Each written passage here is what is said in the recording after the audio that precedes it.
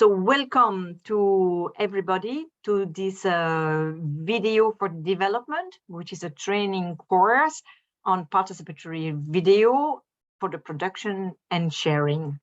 So this course has been developed in partnership with Digital Green and FAO, the Food and Agriculture Organization of the United Nations. So I'm very pleased that you have accepted to join us. I was thinking that maybe if you are able to put your camera on, that we could take a picture of the group so that we know who you are, and it will be nice also to interact with you. So if you're ready, I'm going to take a snapshot right now.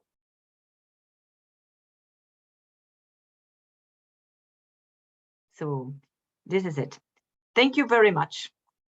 So let me introduce the course to you. So today is the first day of this course, and we will actually have a 3 sessions this week.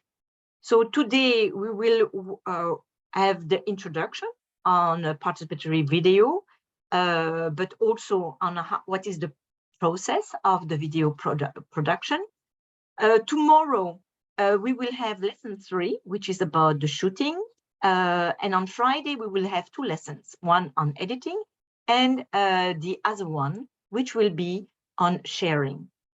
And then on the 13th of December, which is a Tuesday, we are expecting you to send us your 2-minute video, because the output of this workshop is for each organization invited to be part of this pilot training to share their 2-minute video.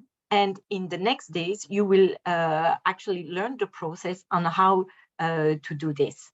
So as we received many registration, we would suggest that as many organizations are, many participants are part of the same organization, it's actually to work together and to produce one good 2-minute video. So this could be a teamwork, and that would enable you having different skills, competencies to join forces and do this participatory video together. So now, I would like also to give you some more information about how this training course is being done. So this training course is being done using different modalities. The first one is the training course, which is on a platform. It's a Google site. And I'm asking Francesco to actually then share the link to the mini site. You all have received email messages.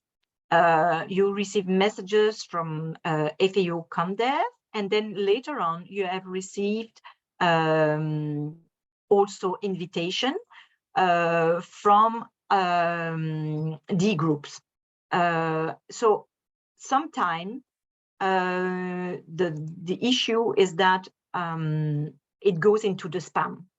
So what we ask you to do is please check your spam mailbox and see whether you have received the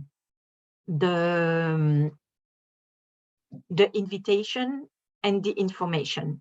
So if someone of you has not received it, I would like to know if you haven't received any messages about the information on the D groups.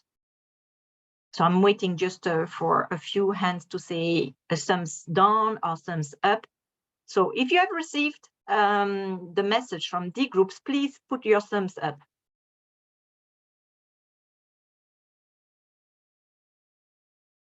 Should I understand that nobody received the message from D groups? I think that Mario did receive it. Okay. Festum received it, Aptamo as well, Francesco as well, Demaris as well. Okay, Marc as well. Good. So for those who have not received the message, please check your spam. It's important that you look at that because the D group will be a way for us to exchange. So you can actually access the D group on this YenKasa participatory video training, either clicking online, and I will show you, or with the email. And Francesco is going to put in the chat now the link to the D group website, and also the email address that you can also use to actually reply. And when you reply to everybody. So what have I said up to now? I mentioned to you that we have a Google site, which is where the course will be. And this Google site link is in the chat. I also mentioned that we are going to exchange with D groups, and the D groups link are going to be posted by Francesco in the chat. Then we have we are going to have also assessments and pre-test assessments. So before we start, we would like you to take the pre-test assessment, and Francesco is going to give you also the link to this pre-test assessment. And then for each lesson, we have assessment or questions. And now what I will do, I will share my screen and I will guide you through the mini site.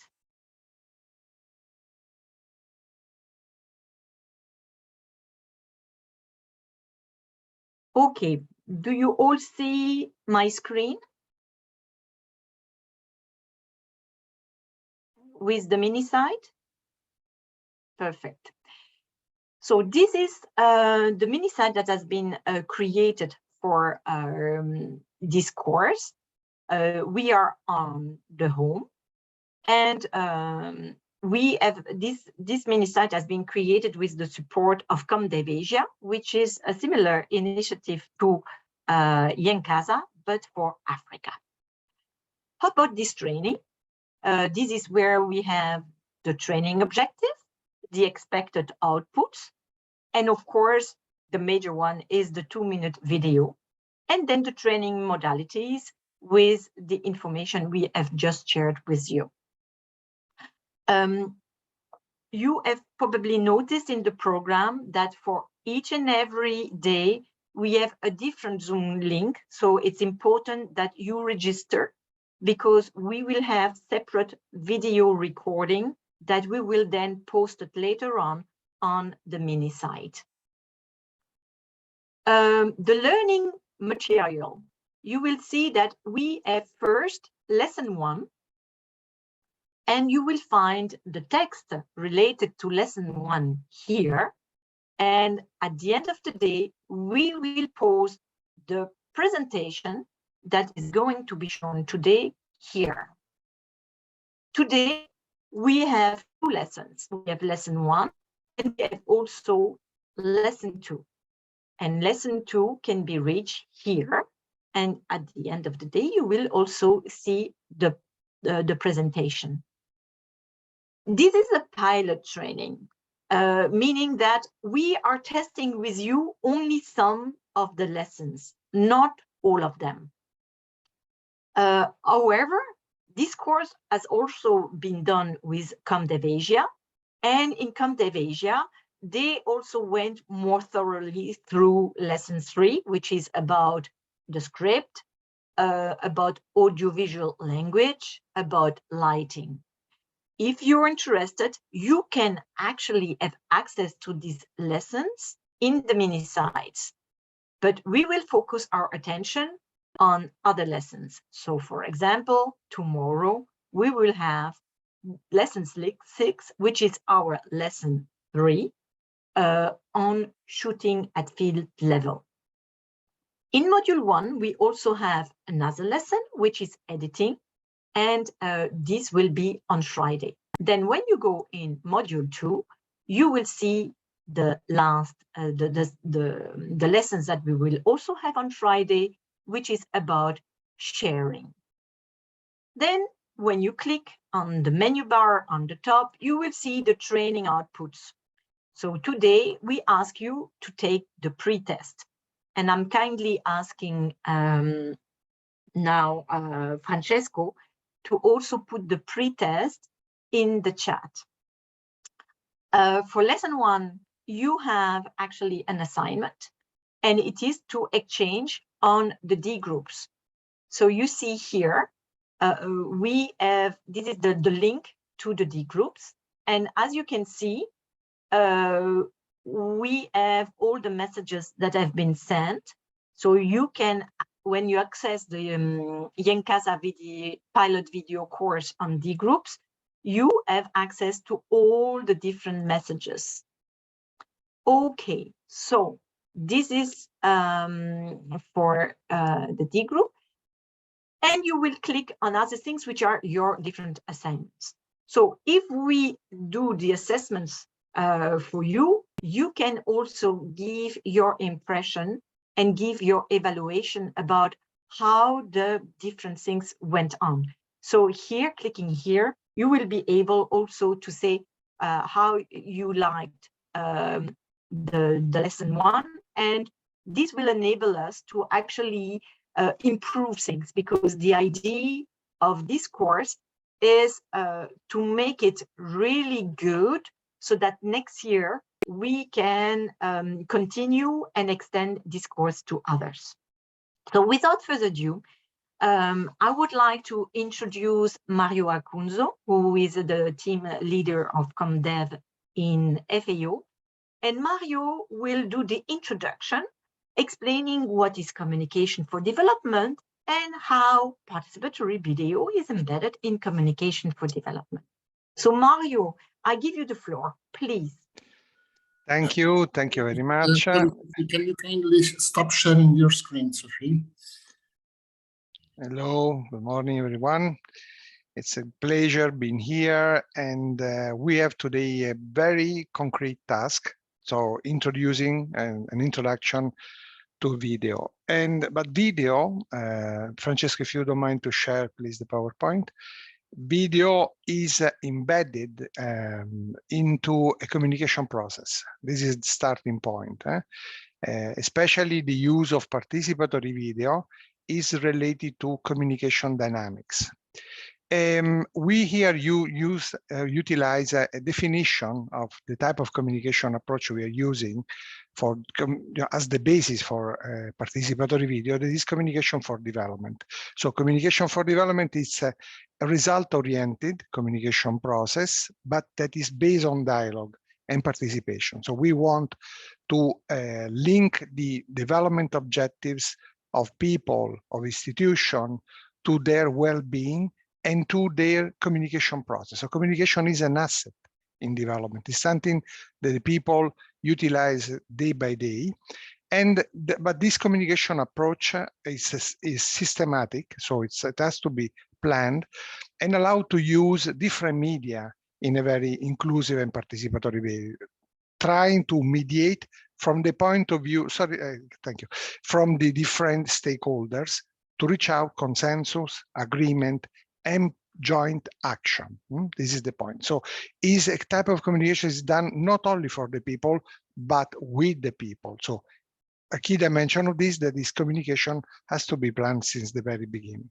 Next slide, please. So if we compare this type of communication with other type of communication approaches, we try here to simplify, but there are several types of communication approaches. So we have the corporate communication is an institutional communication type, the organizational communication that involves improving internal communication flows in many cases, or the advocacy also that is to promote change maybe at the policy level. But the communication for development wants to seek sustainable change, engaging people. So first of all, to establish a joint an understanding of a joint development goals, and using communication as a process and as a tool to achieve these goals. Next slide, please. So it's participatory in nature. So this is why this type of approach is the right approach to utilize media in a participatory way. But how? What is the main element? We start with the people. We start assessing people's needs, people's perceptions, people's cultural values, and especially people's information and knowledge and communication needs. So video should be used as part of a communication process, should be integrated, this is ideally, in a communication plan. Should be that this communication plan should be done based on the needs of the people, on the goals of the people, and also of the institution that are serving the people, being an extension service, being a farmers organization. But this has to be planned, and the video has to be planned in a participatory way to achieve this, to accomplish these needs. Video is specifically, is really a very suitable tool to accompany development processes, because stimulates perceptions and the understanding, facilitate the understanding, because really brings together different dimensions. So the visual dimension, the auditive dimension, and is also able to mix in the two dimensions to mirror local reality, so to make things more real, and allow to share, also to record and to share the views of the people. No? So it's really something very useful for knowledge sharing, to facilitate learning, but also to foster participation and engagement.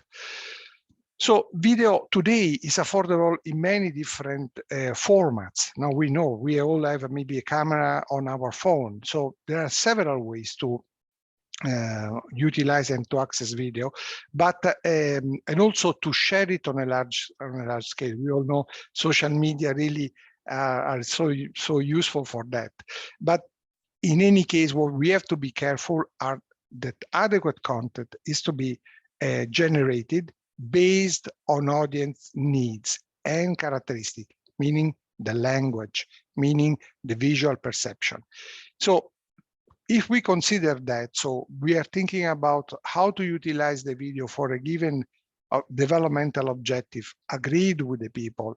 If we take into consideration the people characteristic and we think to generate a content with the people and for the people, we are in a good way, in a good position to establish a participatory video process. So, and also to accomplish the different purposes we want. So facilitate dialogue, knowledge sharing, capacity development, and advocacy. Next, please. So, so in a nutshell, participatory video, when we talk about participatory video, we refer to a process of using this medium to involve different stakeholders and to promote, let's say, a joint action. This is the very essence of the word communication, is share and do something together.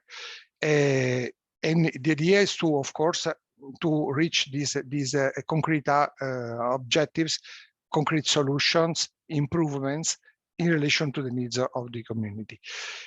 Of course, what we have to do, we have to start the planning of the use of the video. Once we understand which are the priorities, the communication needs, we say, okay, which would be the best media to be used here? No, radio, but video has a very strong characteristic and is very strong for knowledge sharing, and also to share the voices and the perception of the people. So again, I want to repeat: community video, participatory video, uses the elements of the community, language, culture, refers to the environment, and the examples in the video and the narrative we build for the video with the video have to be familiar to the audience.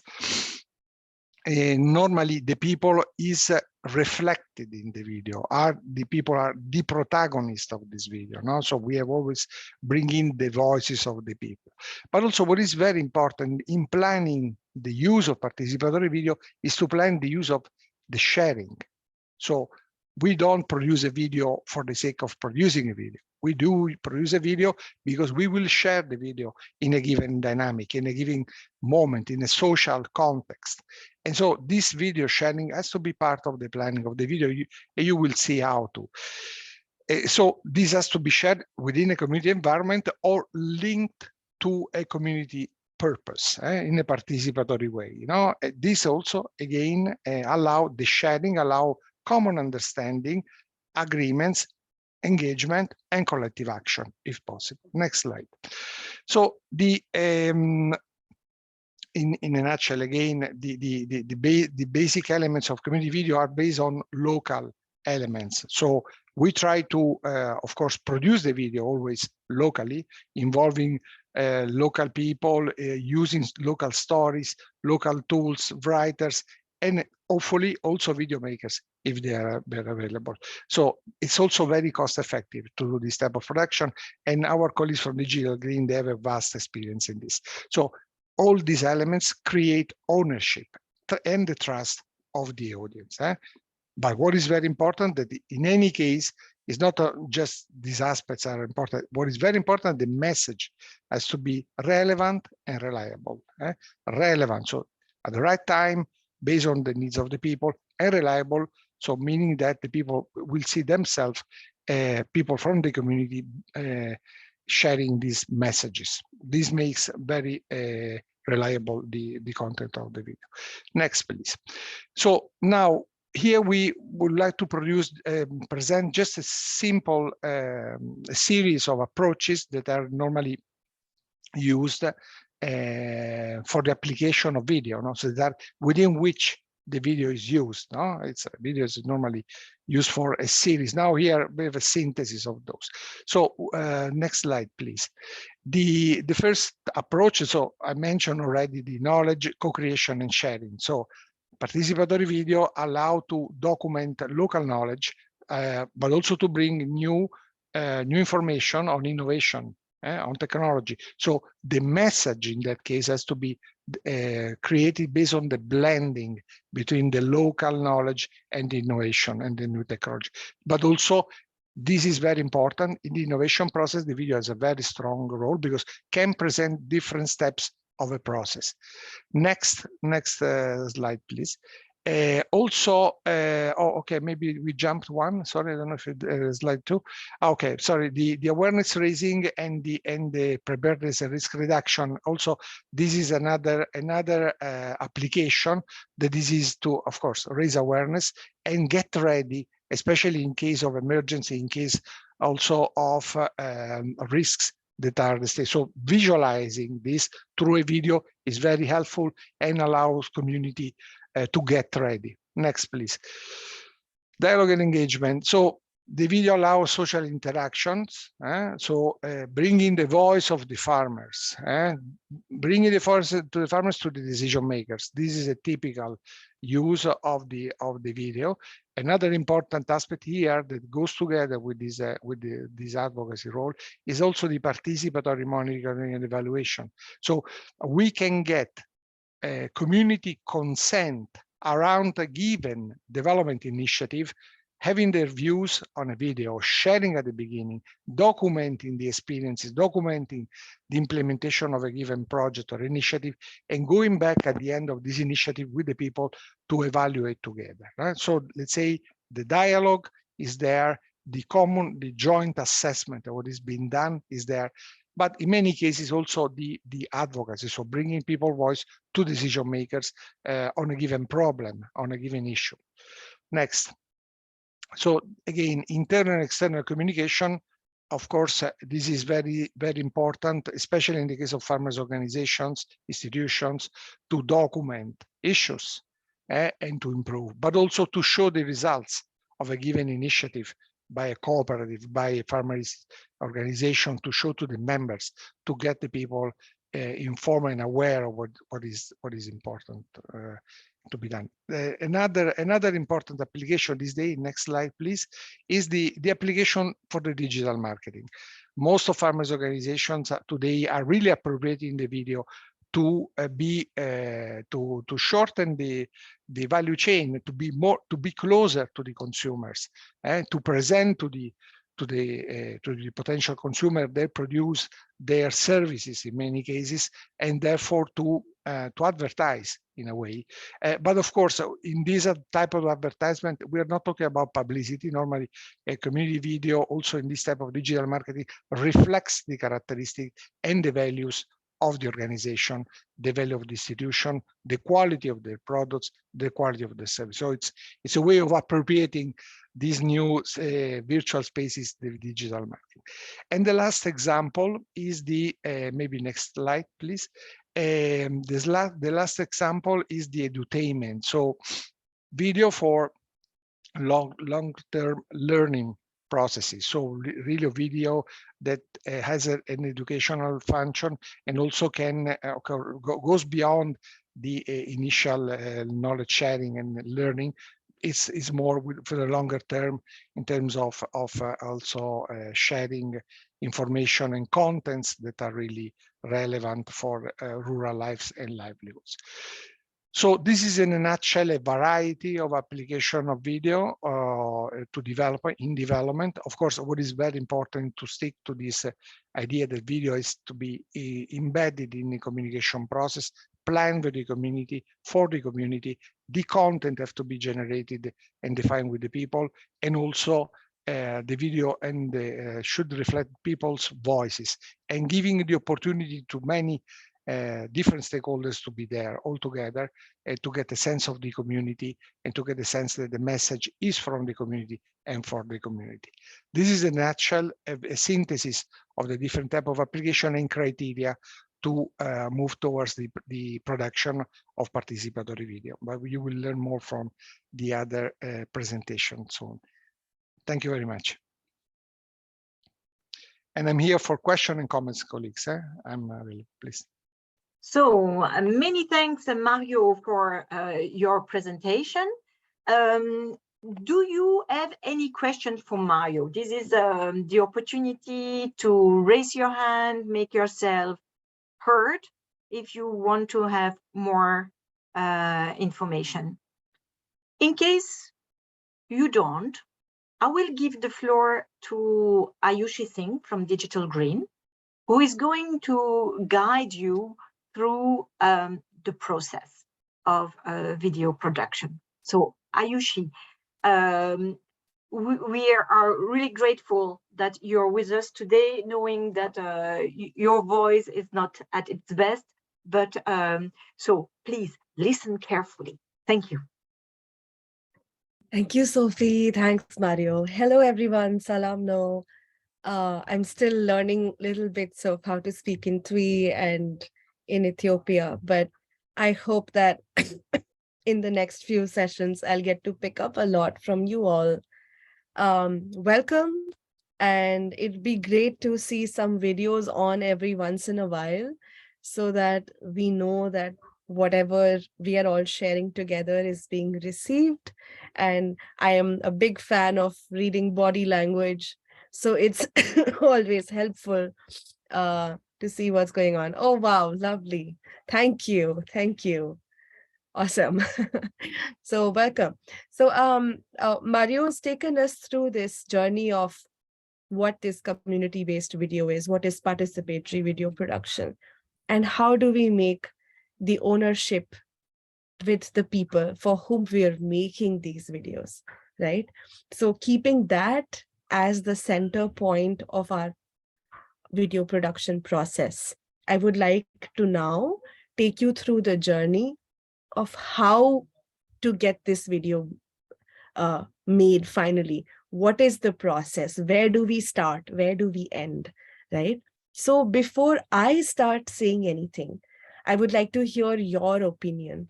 What do you think is the process of creating community videos? Where should we start? What should we do? Can you think of the steps that would help us make these participatory videos? Feel free to write in chat or unmute yourself. Let's think about the starting point. Yes, Mark, please. Yes, thank you very much. I'm joining in from Ghana, and I represent GAFA, which is the National Federation of Forest and Farm Producer Organizations. So I think once you are participating in community action videos, you need to get the community involved from the start. And so understanding also the community's involvement will require an action towards the participation of community members.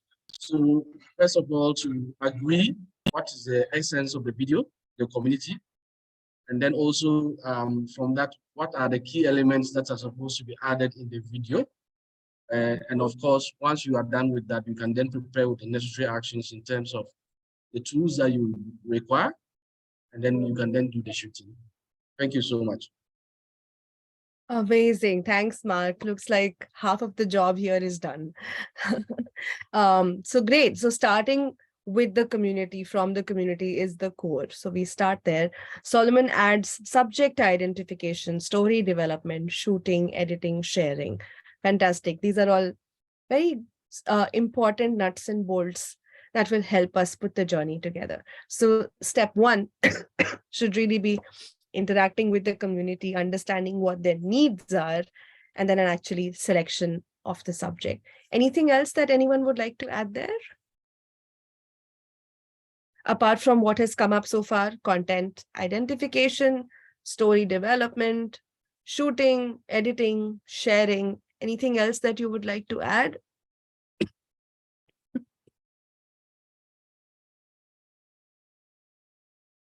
Knowing the culture and needs of the community.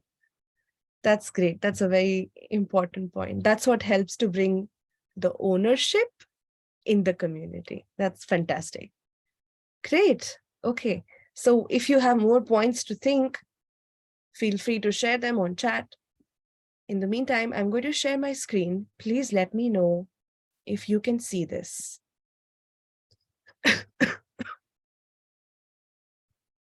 Yes, Ayushi, we can see your screen, and but it's not yet in presentation mode. Is this visible now? It is visible and it is in presentation mode. Thank you very much. Thanks, Sophie. All right. So since I can't see the chat right now when I'm sharing my screen, so feel free to just unmute yourselves and participate actively in the discussion whenever you feel like. Right. So let's understand what this participatory video production is all about. You've explained a few of these points. Let's see how it goes further. So let's go through an order. Where do we start? Where do we end? What happens in between? So if we have to break down the process of video production, we can broadly say that it has three phases. The pre-production phase, it's the phase where all the homework, the preparations, the planning happens. The production phase, where the actual implementation of things happen, where we go on ground, get our hands dirty, shoot things, produce things. And finally, the post-production phase, where we come back and make sure that everything that we had planned and shot comes together in a shape so that our final video can be ready. So these are the three phases of video production: pre, production, and post. And within these, there are going to be several aspects. Let's go through them one by one. So in the pre-production phase, we will have three stages. Number one, as you mentioned, is the subject selection based on the needs of the community, based on, let's say, what the season demands, what is the priority of the program, etc. That's what helps us decide the subject. Then comes the script preparation part. This is where we convert the subject into a format that is like a story, so that it becomes easier to produce it into a video, so that the people can watch it, understand it, and accept it, right? And the third part is the storyboard designing part. We'll get into more details of what the difference between a script and a storyboard is and how these are important for us. And also attached in the pre-production phases, field preparation, right? So instead of having different surprises for us waiting in the field, it helps that we go and prepare everything that we will need at the time of shooting well in advance. Let's go into the details of all of these 3 stages now. So stage 1 is subject selection, right? And you've already mentioned this, and Mario has emphasized a lot about this, that we prioritize on the basis of the farmer's understanding and their requirement. Here we pay a lot of attention to what is the local wisdom, what are the experiences, what are the practices, because this is what makes the content acceptable, right? Our objective is not just to somehow produce a video and share it out in the community. We want it to be accepted. We want the adoption to happen. And that will happen only with connections, relatability. So subject selection based on their experiences, based on their culture, and sorry, and so that it offers a solution that they can understand, accept, and it matches their socioeconomic situation also. For instance, it doesn't make sense for my video to offer a solution on harvesting about a machinery which is definitely not available in that community, or it is definitely not affordable in that community, right? So my subject has to offer solutions that are relatable, that are practical, and they are relevant, right? So when we plan our video selection, what is this video going to be about? What is the answer? What is the problem that this video is going to solve? That becomes the core of our actual video, right? So that's the first step that we want to answer. The second stage comprises of the script writing. Would anyone like to tell me what is a script? Would anyone like to take a shot on this? Please unmute yourself and tell me.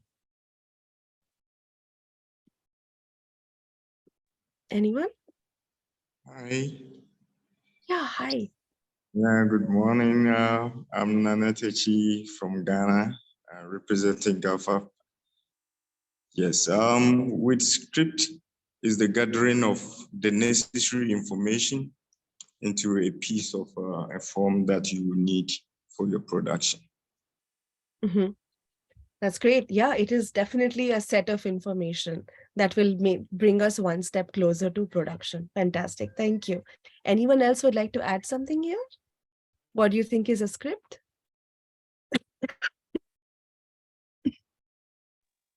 Yeah, feel free and get water, please.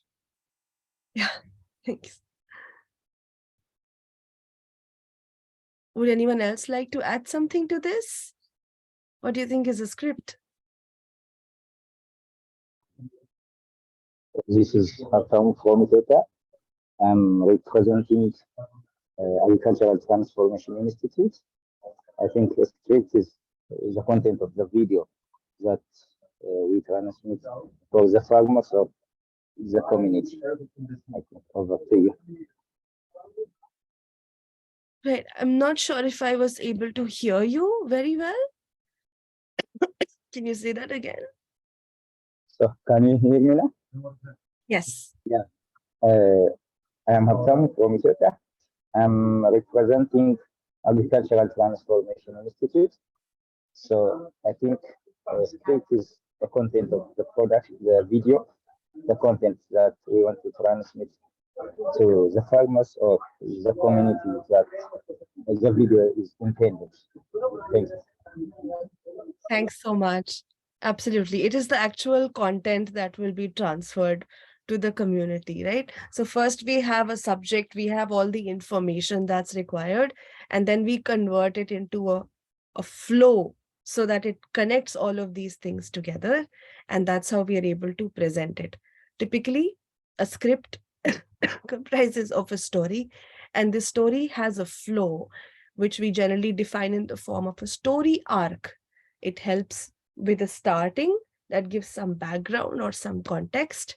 Then comes the problem or the climax, and then comes the resolution or the solution, right? So it's a story arc that we follow generally that helps to connect all of these informations that helps to give context, that helps us to be mentally prepared to consume this information.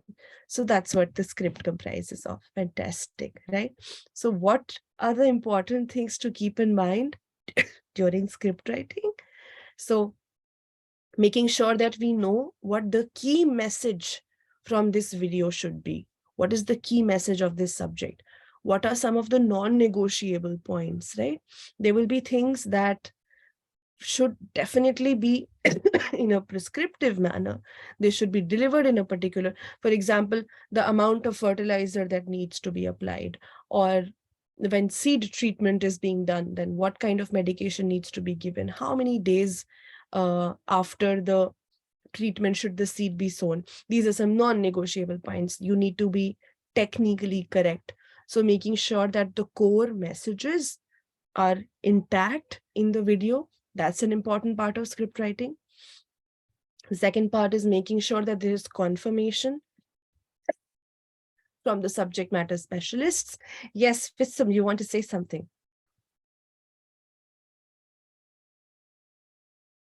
Fistum, is that how you say your name? I'm sorry, I don't understand. Yes. Fistum. Yeah. Please go ahead. Okay. Thank you, Ayusha.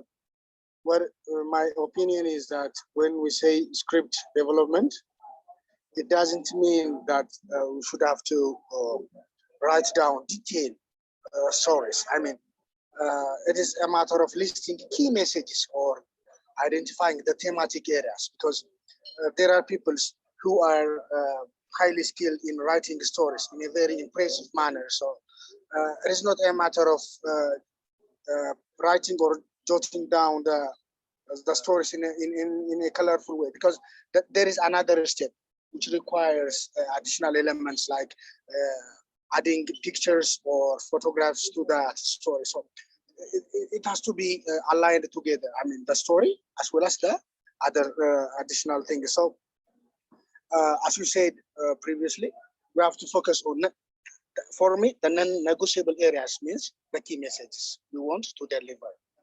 That's what I am understanding. So it doesn't mean that we have to focus on writing down the story in a very elaborate way. This, the main point is, the script means the main point is. That's what my understanding is.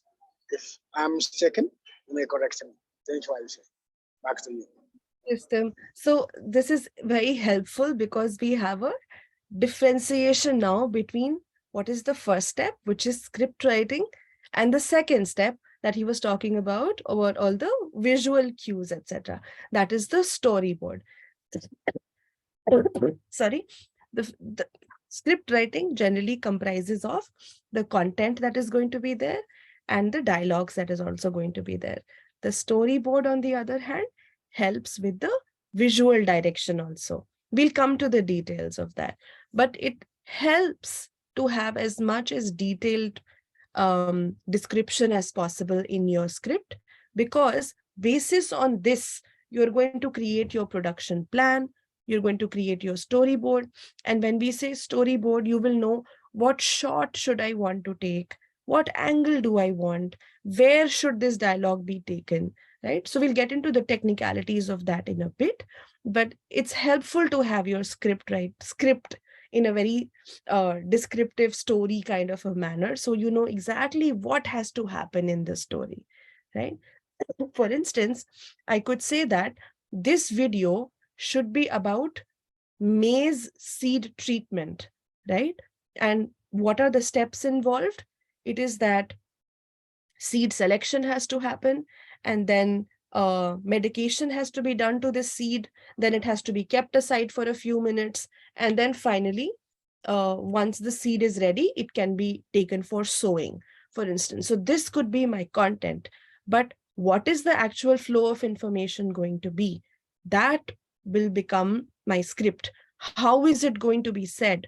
What are my dialogues going to be? What are the important points that have to be shown and said?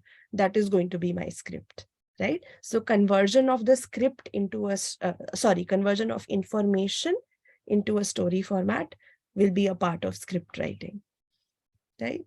So we'll talk more about storyboard in the next part. Yeah. So Script writing, as I was saying earlier, also includes, let's say, local music or local stories, local examples or cultures that can help the content to be more readily acceptable, right? Because if somebody from the outside is coming and delivering some information, it is difficult for a farmer to relate with that, right? How do I trust somebody who is so far away, who I cannot even relate with? That is why this participatory video production approach is as localized as possible, so that the connection is stronger, the trust factor is stronger, right? So we always keep those kind of practices in mind when we design the storyboard. And as I was saying, it has a story flow. So generally, it would be nice if it has a beginning, which means background, context, giving an understanding of what this video is going to be about, then rising to the problem. Why are we watching this video? What problem is being solved through this video? And finally, the solution. That's how the story arc goes. The solution, what is the solution to this problem, right? So that's the story arc we follow. So this is stage 2. This is script writing. It's the stage 2. Then comes the third. Okay, this is what we've already discussed, right? You identify a subject, and then with the help of your subject matter specialists and then discussions within the community, you come up with a production detail, you come up with a script, and once it has been written down, you would like it to be approved by the subject matter specialist, because it comes with a sense of responsibility. You want to make sure that no wrong information is being transferred. All right, so these are other different steps. Now comes the storyboard part. You are seeing something on your screen. This looks like an example of a storyboard. Would someone like to think about what is a storyboard? Would someone like to answer this question? What do you think is a storyboard?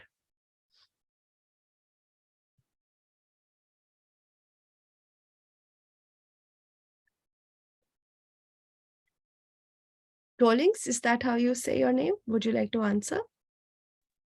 Yeah. So I would like to try. Yes.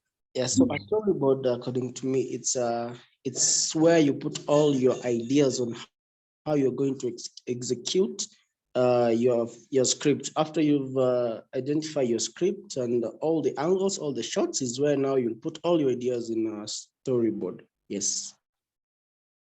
That's very well explained. It's actually the execution plan, right?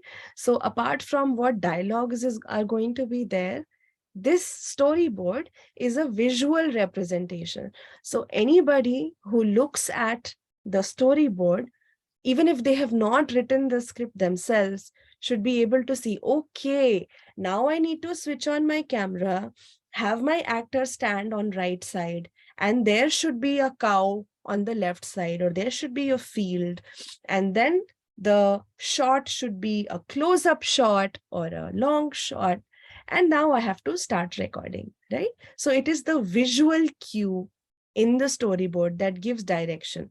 So just by reading a storyboard, when you go out in the production, you should have very clear instructions. Okay, this particular shot should have all of these things, right? So this happens in the pre-production phase. Once we have decided our story, once we have written our script, we then convert it into a storyboard format. Yeah.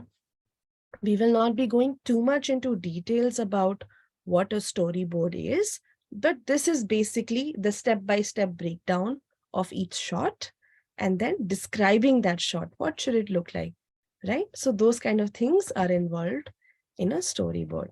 So let's see what it says. It's the visualization part, right? It has different sections. There will be one scene, let's say a scene in the field, right? And then within that one scene, there'll be several shots. One shot will be, let's say, the farmer is plowing the field. The second shot would be very closely seeing what is wrong with the field. Maybe there is some infestation or the seeds are being sown. So that could be a close-up shot. Then there could be a little further shot, like a mid shot, where the farmer is saying something or the subject matter expert is saying something to the audience, right? So we will keep breaking every scene down into smaller shots. And then maybe this is scene 1. Scene 2 could be now at a research institute where we are talking about what seed varieties to choose. Or it could be at the house of the farmer. So different locations are put together and they form different scenes. Within a scene, there are different shots. So in our storyboard, we describe each of these smaller sections, right? And then in the storyboard, we will write every detail, like what should be the dialogue in this particular shot. So basically, from the moment I switch on my recording till the moment I stop it, that is one shot. And whatever should be happening in that shot should actually be planned well in advance in my storyboard, right? So I'm already deciding, okay, in this shot, the farmer will be mixing the medicine in a pot with the seeds. And the farmer will be saying something like, don't mix extra medicine because that will be harmful for the seed. This is an example, right? So this is what you will write down in your storyboard. You will write down what the shot should look like. So it could be a close-up shot, a mid shot, a long shot, or if you want to take it from the top or from eye level, those kind of details, then you will have a pictorial description and then a dialogue. You could also mention important points, right? We were discussing about the non-negotiable points. So you can mention that also. Make sure that the farmer's hands are covered in gloves, for example, right?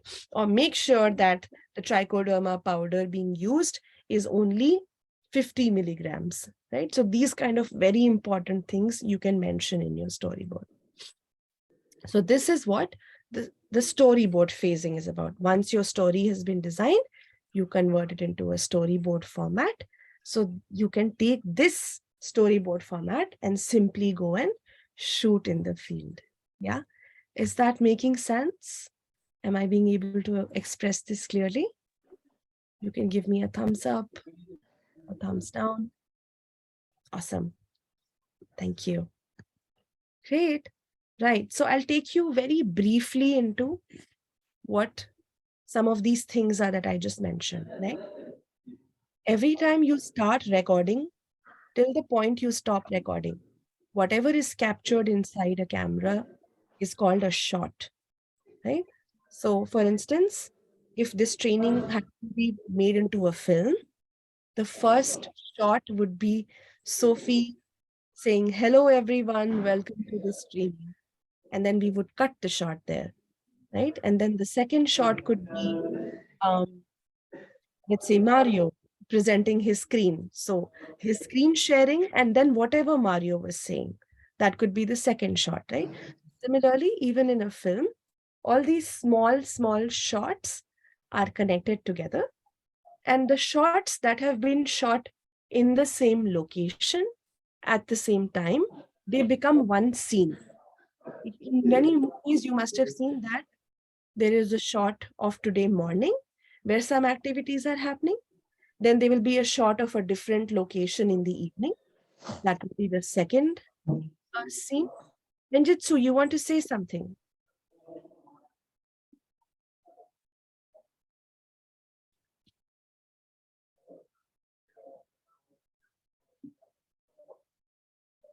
Nenjutsu, you want to say something? I saw you raise your hand. Okay, feel free to say it another time, right? So we have one shot, several shots make a scene, and several scenes make a film, make a video, right? Similarly, there are different kinds of movements. So for instance, sometimes you may have seen that a person is standing in the frame and the camera is moving from right to left or from left to right. This kind of movement is called panning, right? Where the object is already there and then there is some kind of a camera movement from left to right or right to left. This is called panning. Similarly, from top to bottom or bottom to top is called tilting. So when you're writing your storyboard, you may also want to mention what kind of camera movements you want, right? Maybe if you want to show that a farmer is standing in the field, you want to start from left to right and bring it there. You can mention that in your storyboard. And finally, angles. generally, typically speaking, there are 3 angles. There is one eye level. So for instance, right now, the way you see me, it's eye level. The camera and the person who is in the shot are at the same level.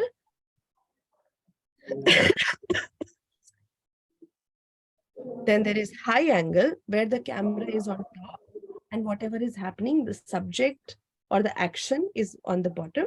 This helps to get more visibility and clarity. Or low angle. It could be a long tree or a long building where it has been taken from a bottom angle, right? So eye level, high angle, low angle. You can think about these things when you visualize your storyboard. What practice do you want shown in which way? That will be helpful to describe in terms of the camera angle. When you write your storyboard, you take care of these 3 things. What kind of shot is going to be there? What movement, what angles. Apart from that, what dialogue will be there, what voiceover will be there. All of that is also added in your story. Passa piece work. Passa piece work. Man, very busy, man. You can mute yourself. That will help us carry forward. Bazemba. Uyu munandale. Can someone help them? Thank you. Right. All right. And then let's come down to the field preparation. This is also a very important part of the pre-production. Do you think that it is important to select the location in advance, or do you think you should select it on the day of the shooting? What do you think? I think the two are applicable, but for you to capture the exact event and for pre-preparation, you need to, give them the go-ahead before you start. Absolutely, absolutely. Otherwise, it'll be full of surprises. Rollings, you also want to add to this. Please go ahead. Yeah, I think you should be at the site prior to the day of shooting, just to organize some few things also on the angles where you're going to shoot, probably with the mechanism or where and access the lighting problems and something. Yeah, so you need to be prior before the shooting. Absolutely. Perfect. You guys are spot on. Otherwise, there'll be surprises. What if we wanted a particular shot in a particular kind of field, but that field is not ready, or the people who are supposed to be in that film are not available, or the materials that we required were not available, right? So it's important to have field preparation well in advance, where we go and check the location, we go and meet the people who will be a part of the film, and then we also make the arrangements of all the materials in advance. Okay. So now let's come to the production phase. This is where we get hands-on. We go out into the field, right? And this is where our storyboard comes in very handy. Imagine having a concept in your head and simply going into the field and then telling the actors what to do, thinking about what should happen when, where should I place my camera, what kind of shot this should be. It'll be a total nightmare, right?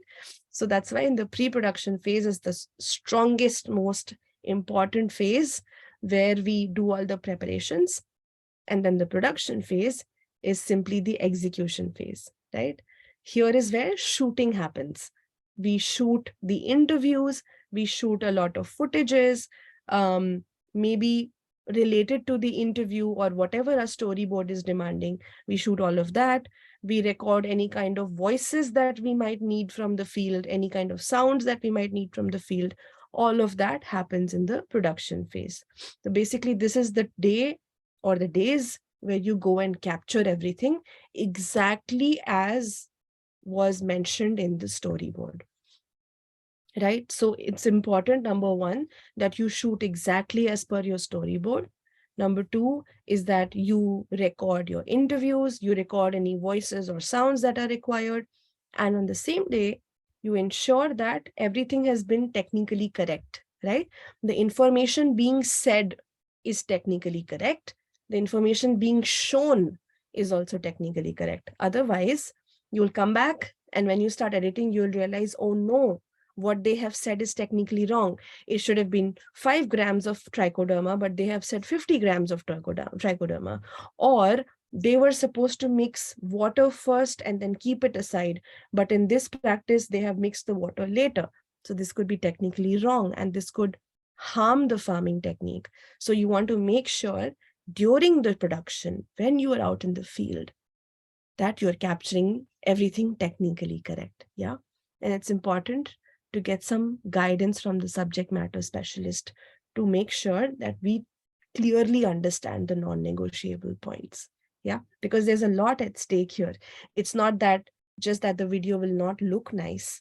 It's that it would affect people's farms. It would affect people's livelihood.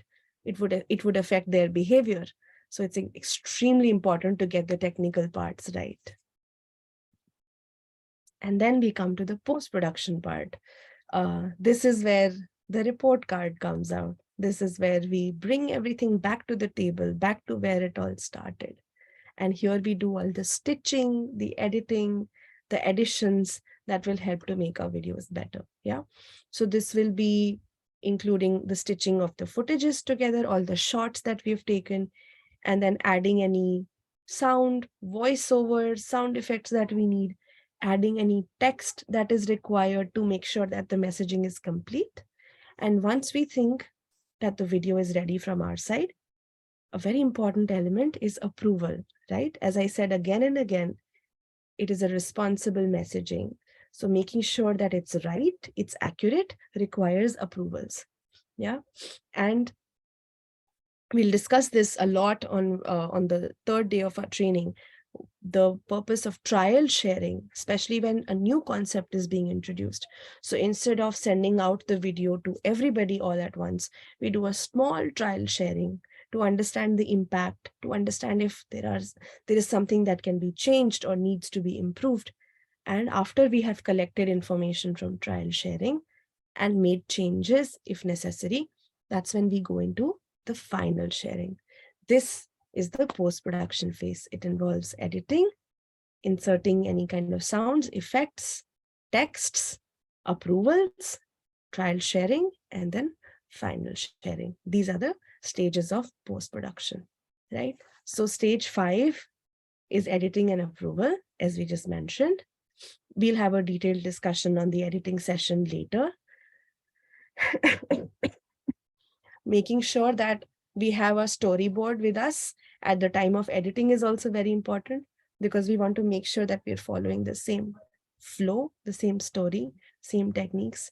So I hope you're understanding how important the storyboard is going to be for all of us. Stage 6, as I mentioned, is trial sharing, so that we understand before the messaging is out to everybody what its impact is. Are there any things that I can do to make it better? What is the feedback that I'm getting on this video? Yeah. And then finally, stage 7 is sharing it out into the larger group. Sorry. The final stage, we don't want to just send out the video and leave it there. We want to understand what impact it's having, whether it's doing well or not, and also seeing what is needed after this video, right? So data collection and monitoring is a very important part of this participatory video approach, because we go back to where we started. We give the power and the agency to our community. We collect their feedback. We do the monitoring. We see how they are responding to the videos. We do assessments to see what things are working well, what things are not working well, what next needs to be done, right? So this is a very important, often underrated part of the video production. This will also be the stage, by the way, that will give you input for your next stage, right? Next round of video production. So this is where we complete the entire cycle, the learning loop. All right. So this brings us to the completion of the 8 stages of video production. But let's look at what continued learning will be. Once a video is ready, what do you do next? What happens? How do we make this learning loop extremely effective and truly participatory? So for that, this is the learning cycle. basically what we have already discussed. You share it with the peer, you share it with a smaller group, so you get feedback, assessments, understanding. There is still scope for improvement. Then you share it with a larger community. After that, you continue doing your monitorings, assessments, and feedback. And then you use this information that has come from the field and use it to evolve the content. You use it to direct what your next subject is going to be, and then continue with the same cycle over and over again. So instead of having this as a very top-down approach for content sharing, this becomes a very bottom-up approach where the community owns the content. It's for them, by them. It's decided based on their requirements, based on their learning curve, right? That's what makes it truly participatory. So this is primarily what the different stages of production are. To sum it up, in fact, why am I summing it up? Why would someone else like to sum it up for us? What are these different stages of production? Would someone like to? Would someone like to sum up? Oh, I'm so sorry. There were some messages in the chat. Great. The community to participate in the content. All right. Yeah. Would someone like to unmute and tell us what are the 3 stages of video production? Yeah, the first stage is the pre-production. Then we have the production as the second stage and the post-production for the third stage. Awesome. Fantastic. Thank you. And now let's go one by one. In pre-production, what are the stages that we have?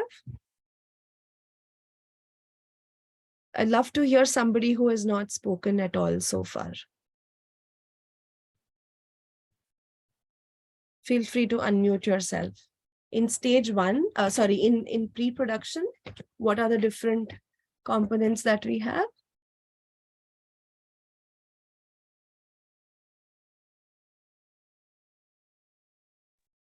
Tesfu, would you like to take a shot at this? Hello, Ayush. Yes, I can hear you. Okay, Ayush. The pre-production where is subject selection, script preparation, and storyboard design. Fantastic. Fantastic. Yes. Manjit, so you wanted to add something to that? Oh, that's enough. I think there are 3 categories. That's who states that. Thank you. Thank you. Would someone like to talk about the production stage? What all do we have in the production stage?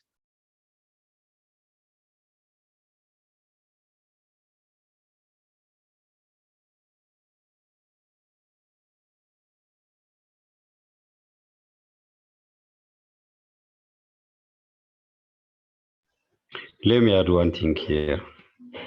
Ayush? Yes. Okay, this is Mendesu from Ethiopia. Green. I think there are 3 points that I understand. Shooting any footage under this case and shooting any initial interviews, recording any voice notes. That's all. Thank you. Thank you so much. Perfect. All right. And what about the post-production phase? Anyone else? Constance, would you like to take a shot at this?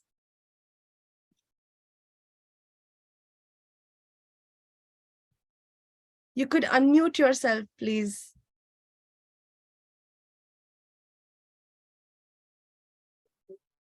I think let me mention some of the components under post-production phase, and the other may add on that. So I think the first one is editing the footage. The second one is inserting the additional sound, and the third one is adding the. There are, I think, 3 remaining components. Let me give a chance to others.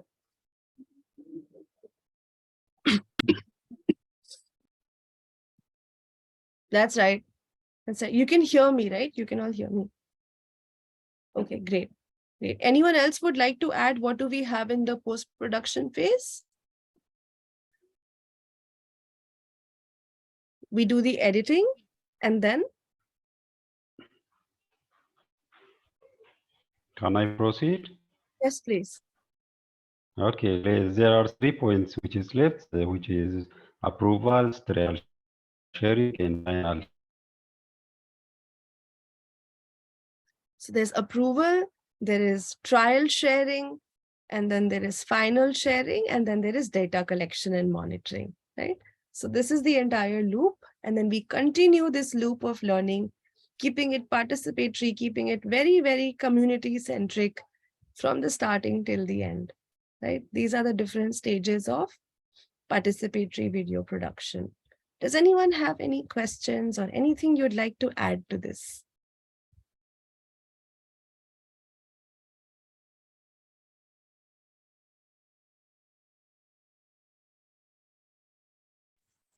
Can I ask one question? Yes, please. And then Mark, after you, Mark. Yeah. Okay. Thank you very much. My question is more majorly focused on the post-production stage. Collecting feedback system is very important. As we know, video production at field level is very challenging, and it needs more time, skill, and everything, energy also. Collecting feedbacking system is very important, but once we collect the feedbacking system, maybe adding the feedback system from that video, maybe it is in my thinking to add or to correct to add that feedbacking system from previous video. Maybe it is very difficult on my side. How to we manage that in that condition? Thank you very much. Johannes, thank you for that question. Before I answer it, would somebody else like to answer this question? If you have any experience, how do you incorporate the feedback that comes from the community into your content? Would anyone else like to share your experience or opinion on this? Haptamu, do you want to share something? Yeah, I think in my opinion, it can be included under trial sharing, so that once we share our trial, we can collect feedback and then we can include it under final sharing. Great. So number one is that if there is feedback that needs to come on that video, then that is where trial sharings come in important, so that we get that kind of information. That's very helpful, Haptamu. Fistum, you want to say something? Yeah, I just want to add a few things. Yes. The first thing is, as we start the pre-production, we consult the community, we consult the specialists on subject selection, right? So that participation should continue to the last stage of the production. That means we have to consult the community at the same time. At the end of the process, we have to show that production at the trial stage, trial sharing stage. So we can gather their feedback, not only from the specialists, but also from the community, because there might be problems on using phrases, or there might be some cultural related issues. So we could have a best chance to correct all other sensitive issues. So that's what I want to add. Thank you. Thanks, Fistum. What also helps is before we go into production, if there are these kind of things, then when our storyboard is ready, getting an approval from the subject matter specialists, even at that stage, is extremely helpful, right? But when we Teshita, you want to say something?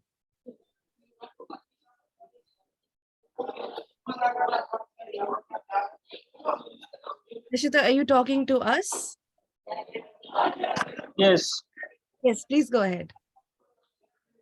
Yeah, I'm lately joined this session. For no, let you pass.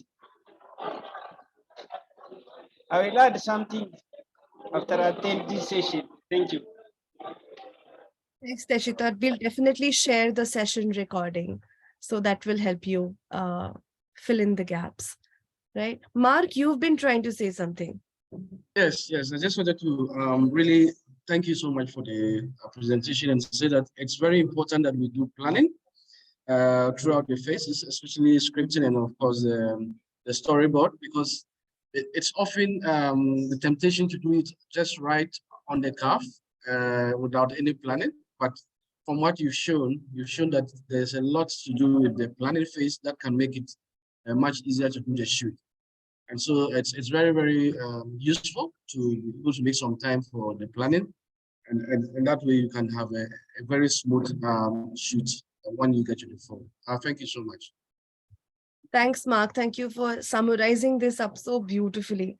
The idea again is not just to deliver a video, but to make sure that it's incorporating everything that we want, it's relevant, it's adoptable, and it's owned by the community.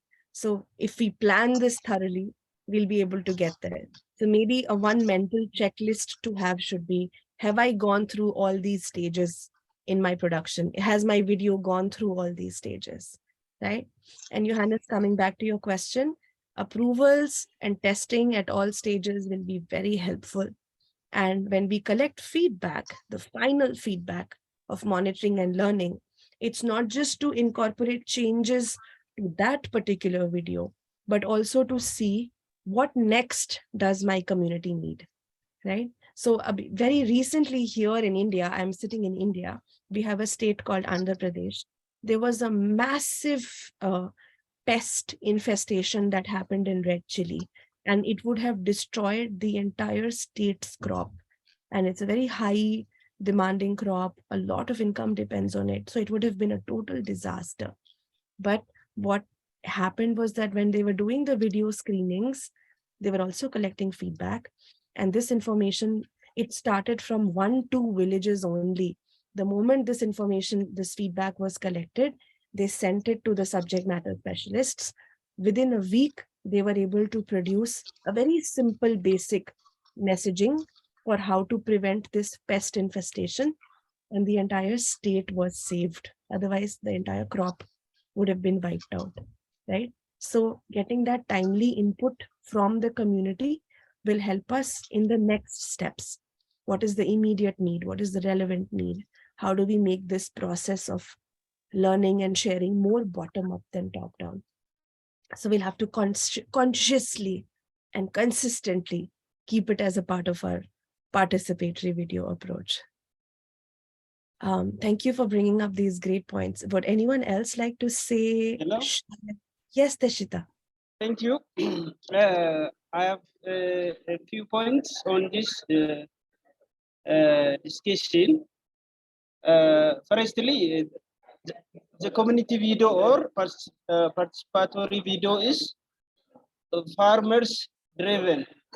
So especially we have to gather the information from the farmers who's going to featured.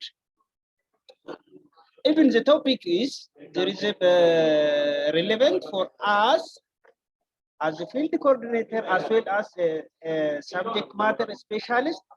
You have to consult the farmers that will feature videos.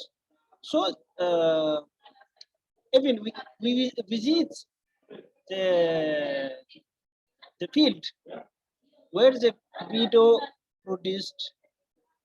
What type of community? What's the culture around that? What things is going to happen now in the future? So you have to incorporate many things before develop storyboard or others. Of course, the package is leaders. The package of practice leaders. The quality of videos, the quantity of videos, the package leaders. But we are going to produce participatory video. That's a community video. So the farmers, or as well as the community around the future farmer. You have to gather the information feedback on this topic. You have to conscious forestry. That's what I have now. Thank you, Teshita. Beautifully put and very, very important.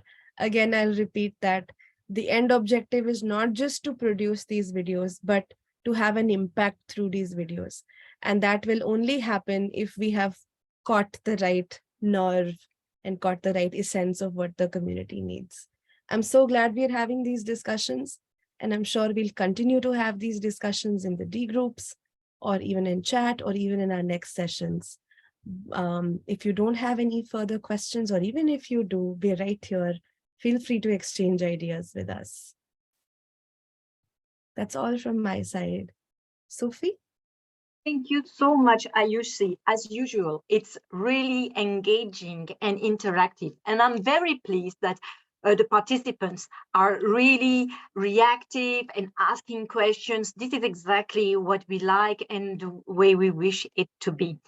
I have put in the link the little evaluation for about your knowledge, about what you have learned with Ayushi today. Of course, as I have shown you, it is available on the mini site, but for easy reference, I've just put the link there, so you can also take it now.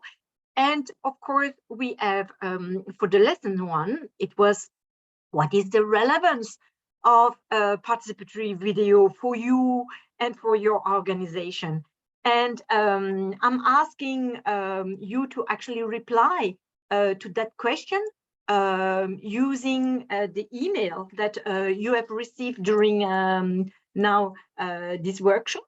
So please reply, because replying to this question on lesson 1, what is the relevance of participatory video, when you reply to that message, it automatically sends it to all of us. Maybe there is just one person who is not yet registered, is Teshita Berizo. I would need then, I will look for your email because I need to add you to the group.